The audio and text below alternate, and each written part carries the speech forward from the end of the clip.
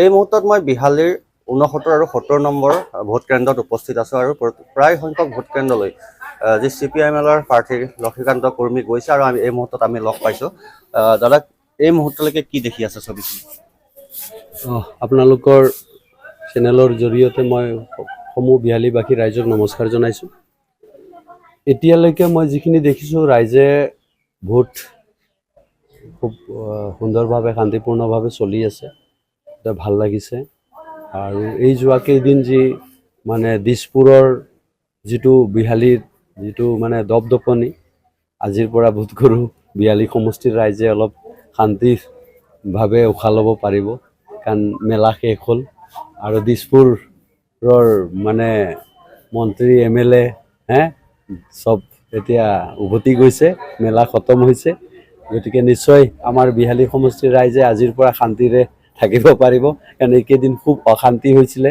ঠিক আছে, মই এইডোখৰতে আপোনাক সন্মিলিত মৰ্চাৰ কথা সুধোঁ, যিটো অসম সন্মিলিত মৰ্চা। আপুনি এতিয়া CPIMLৰ পৰা প্ৰতিদ্বন্দ্বিতা আগবঢ়াইছে, গতিকে মই আপোনাক পোনপটীয়াকৈ সোধোঁ, আপোনালোকে সন্মিলিত মৰ্চাত থাকি ভুল কৰিলে নে বা শুদ্ধ কৰিলে? চাওক, আমাৰ মূল শত্ৰু হৈছে বিজেপি। সাম্প্ৰদায়িক ৰাজনীতি কৰা, সমাজত হিংসাৰ বিস্তাৰ কৰা এই যিটো শক্তি, এই বিজেপি শক্তিক পৰাস্ত কৰাৰ স্বাৰ্থত আমি বিৰোধী ঐক্যমঞ্চ আমি গঠন কৰিছিলোঁ আৰু আমি 2026-ত যাতে বিজেপিক এই অসমৰ পৰা যাতে আমি উৎখাত কৰিব পাৰোঁ, তাৰ কাৰণে আমাৰ এটা পৰিকল্পনা আছিলে। কিন্তু দুৰ্ভাগ্যবশতঃ কংগ্ৰেছে এই বিৰোধী ঐক্যমঞ্চক ভাঙোন ধৰালে আৰু অসমৰ ৰাইজে যিটো সপোন দেখিছিলে বিজেপিক উৎখাত কৰাৰ, সেই যিটো সপোন, সেই সপোনক তেওঁলোকে বিশ্বাসঘাতকতা কৰিলে। কাৰণ আপোনালোকে জানে যে এইবাৰ কংগ্ৰেছে কেণ্ডিডেট দিয়া নাই। কংগ্ৰেছৰ যিজন পাৰ্টি, সেইজন বিজেপিৰ কেণ্ডিডেট, বিজেপিৰ বিশ্বস্ত মানুহ। ৰাম ঠগন বুলি যে এটা শব্দ আছে, সেইটোৱে হ'ল নেকি আপোনালোকৰ? ৰাম ঠগনটো আজি জনসাধাৰণক বিজেপি কংগ্ৰেছ দুইটাই ৰাম ঠগন দিয়ে আছে। কংগ্ৰেছে আপোনালোকক ৰাম ঠগন দিয়াৰ কথা কৈছে? নহয়, আমাক ৰাম ঠগন দিয়া নাই, আমাক তেওঁলোকে ৰাম ঠগন দিব পৰা নাই, তেওঁলোকে ৰাম ঠগন খাইছে। কাৰণ তেওঁলোকে বিজেপিৰ প্ৰাৰ্থীজনক লৈ ঘূৰি আছে নহয়, তেওঁলোকে তেওঁলোকৰ ৰাইজক কংগ্ৰেছী কৰ্মীসকলক ৰাম ঠগন দিছে।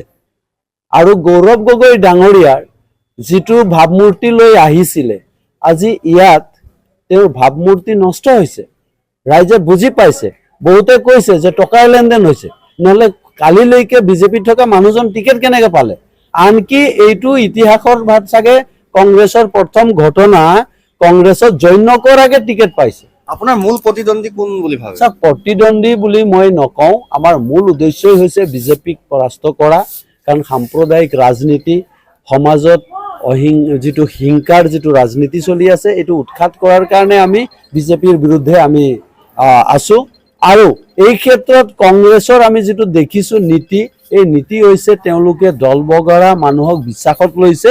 এই বিশ্বাসটো তেওঁলোকে নাথাকিব, কাৰণ ৰাইজে সন্দেহ কৰিছে যে এইজন মানুহে বিজেপিত কংগ্ৰেছত কেইদিন থাকিব। 2026-ত কি হ'ব? চাওক, 2026 আহিবলৈ দিন আছে, ৰাইজে নিশ্চিতভাৱে এটা ভাল সিদ্ধান্ত ল'ব।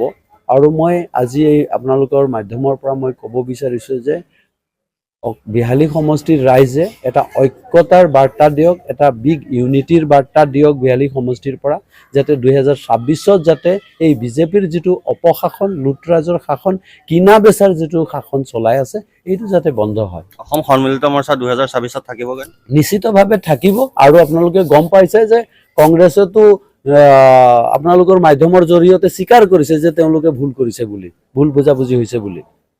গতিকে তেওঁলোকে বুজি পাব চাগে।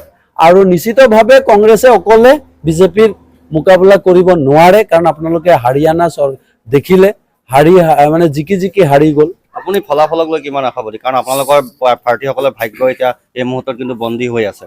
চাওক, এই হৈছে ৰাইজৰ আশীৰ্বাদ। বিহালী সমষ্টিৰ ৰাইজে নিশ্চিতভাৱে আজি যিটো ভোটদান কৰিছে, বিহালী সমষ্টিৰ ৰাইজে এটা সিদ্ধান্ত লৈছে, ভাল সিদ্ধান্ত লৈছে।